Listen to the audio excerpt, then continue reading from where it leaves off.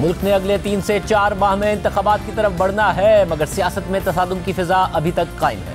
हुकूमत के पास 33 दिन का वक्त बचा है, मगर एक तरफ हुकूमत और तहरीक इंसाफ आमने सामने है तो दूसरी तरफ खुद हुकूमत के अंदर भी इख्तिलाफात सामने आ रहे हैं। पहले सैलाब ज़दगान के लिए रकम ना मिलने और चेयरमैन पीसीबी जैसे मामलात पर पीपल्स पार्टी ने बजट के मौके पर नून लीग को टफ टाइम दिया और अपनी बात मनवा भी दी।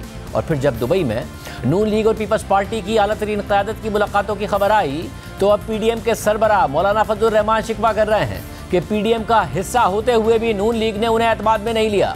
पेशावर में सीनियर सहाफ़ियों से मुलाकात और गैर रस्मी गुफ्तगू में मौलाना फजलुर रहमान का कहना था कि नून लीग पीडीएम का हिस्सा है, दुबई में मुलाकात पर एतमाद में नहीं लिया गया। इतना बड़ा कदम उठाने पर हमसे मुशावरत नहीं की गई।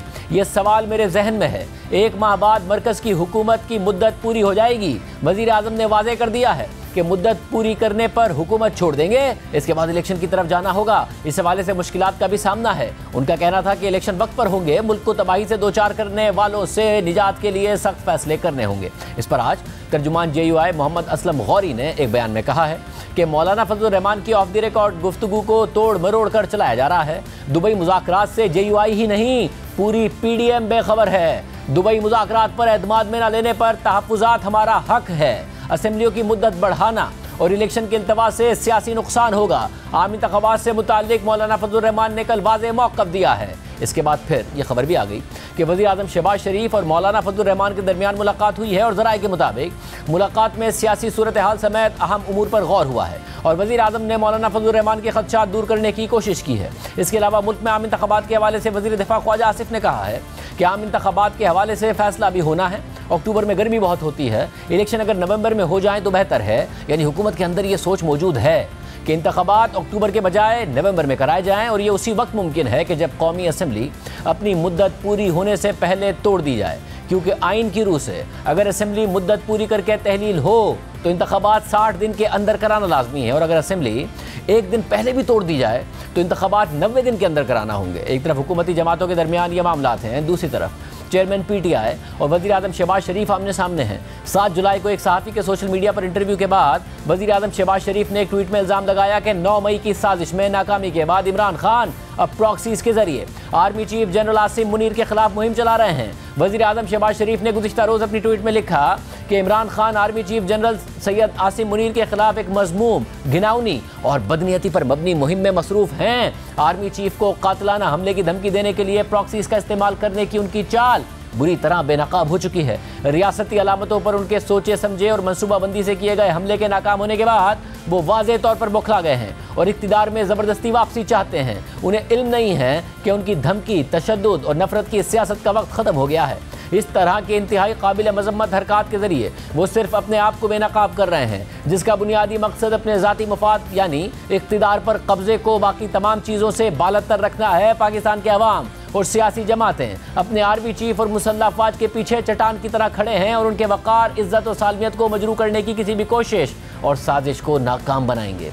इमरान खान ने जवाबी ट्वीट में वज़ीर आज़म शहबाज शरीफ से कुछ सवालात पूछे और लिखा कि मज़े का खेज़ इल्ज़ामात आयद करने के बजाय जिस सवाल का जवाब शहबाज शरीफ के ज़िम्मे है वो ये कि 9 मई के वाक़यात का सबसे बढ़ के फ़ायदा किसे पहुँचा या किसने उठाया।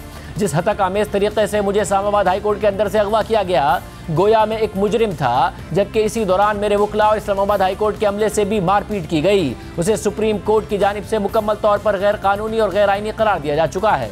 क्या मेरे खिलाफ एक गैर आइनी इक़दाम पर आपकी हुकूमत ने किसी का मुहासबा किया? किसी भी आज़ादाना तहकीक में ये हकीकत साबित हो जाएगी कि इंतखाबात में तहरीक इंसाफ के हाथों शिकस्त से खौफजदा आप, आपके मुजरिम हवारियों और मनी लॉन्ड्रर्स पर मुश्तमिल गिरोह ही 9 मई के इस फितना व फसाद और बाद अज़ां तहरीक इंसाफ के खिलाफ क्रैकडाउन में मुलविस था। हतमी तौर पर आपको मुतनब्बे किए देता हूँ कि आप पाकिस्तान के अवाम के वो अरबों रुपए जो आपने चोरी कर रखे हैं उनको बचाने के लिए पाकिस्तान की सबसे बड़ी सियासी जमात और मुक़्तदरा के दरमियान मुनाफरत के बीज बोने की गर्ज से दागे जाने वाले अपने इन अहमकाना और मज़े का खेज़ बयानात से किसी को बेवकूफ़ नहीं बना सकते। यानी 9 मई के वाक़यात का इल्ज़ाम खुद इमरान खान ने पहले आर्मी चीफ पर लगाया और अब फिर से ये कह रहे हैं कि 9 मई के वाक़यात हुकूमत ने कराए ताकि फ़ौज और इमरान खान को लड़वाया जा सके। जबकि अब से कुछ देर पहले वज़ीर आज़म शहबाज शरीफ ने इमरान खान को जवाब दिया है और उनको जवाब में ट्वीट किया है कि अल्लाह का शुक्र है जिसने कायद मोहम्मद नवाज शरीफ समेत हमें बतौर जमात सियासी इंतकाम में अंधे सियासी मुखालिफ टोले के हर झूठ, बेबुनियाद मुकदमात और अवाम की खिदमत के हर इम्तिहान में सुरखरू फरमाया। पाकिस्तान ही नहीं, नेशनल क्राइम एजेंसी और बरतानिया की अदालतों के फैसलों में झूठ के सौदागरों के हर सवाल का शाफी और काफ़ी जवाब मौजूद है। ताज़ा तरीन मिसाल एहतसाब अदालत लाहौर का प्लॉट अलॉटमेंट रेफरेंस का फैसला है, जिसमें वाज़ेह लिखा है कि नवाज शरीफ सियासी इंतकाम का निशाना बने, केस था नहीं बनाया गया।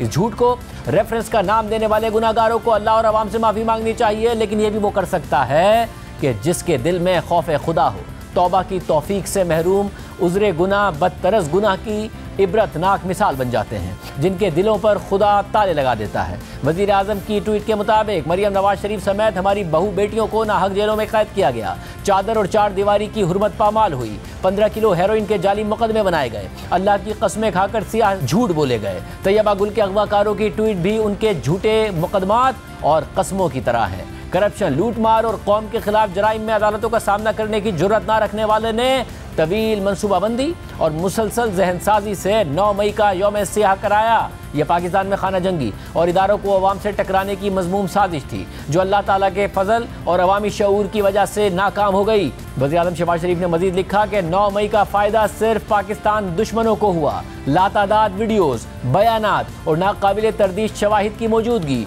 प्रोपेगेंडे और झूठ पर मबनी हर ट्वीट पर कहीं भारी है। पेट्रोल बम, शोहदा की यादगारें, जली हुई इमारतें, मसाजिद, स्कूल, एम्बुलेंसेज और रेडियो पाकिस्तान की खाकस्तर इमारत हर झूठे को झूठा साबित करने के लिए काफ़ी है, जिसकी गिरफ्तारी को इस्लामाबाद हाई कोर्ट के फैसले में दुरुस्त करार दिया गया। वज़ीर आज़म ने लिखा कि झूठे मुकदमात के बावजूद हम अदालत गए, आप भी जुर्रत करें। अगर हाथ साफ होते तो मनी लॉन्ड्रिंग के हक़ाइक़ पर मबनी फाइनेंशियल टाइम्स की तहकीकाती खबर को बरतानिया की अदालत में चैलेंज करते, जैसे मैंने डेली मेल के झूठ को बेनकाब किया था, लेकिन उसके लिए सच्चाई, सबूत और दलेरी दरकार है। इल्ज़ामात का तबादला हो रहा है मौजूदा वज़ीर आज़म और साबिक़ वज़ीर आज़म में।